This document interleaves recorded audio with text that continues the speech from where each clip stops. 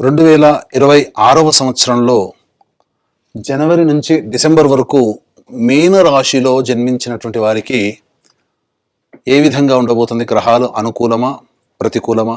ఏ గ్రహాలు యోగిస్తాయి? ఏ గ్రహాల ప్రభావం వలన యోగం, అవయోగం కలుగుతుందనే విషయాల గురించి క్లుప్తంగా తెలియజేసుకునే ప్రయత్నం చేద్దాం. నవగ్రహాలలో శుభకరుడైనటువంటి గురువు మిథున రాశిలో వక్రగతిన సంచారం చేస్తూ మార్చి 14వ తారీఖు వరకు ఉంటాడు. ఈ సమయంలో జనవరి నుంచి మార్చి 14వ తారీఖు వరకు నూతన వ్యక్తుల యొక్క పరిచయం జరుగుతుంది. చేసేటువంటి చిన్న చిన్న ప్రయత్నాల్లో మీకు వెసులుబాటు కలిగి పనులు సాఫీగా జరుగుతుంటాయి.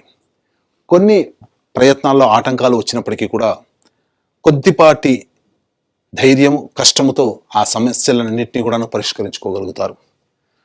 కానీ మార్చి 15 నుంచి మే 31వ తారీఖు వరకు గురువు మిథున రాశిలోనే సంచారం చేస్తూ అర్ధాష్టమ గురు ప్రభావము, అలాగే జన్మశని ప్రభావం కూడా తోడై ఉన్నటువంటి కారణం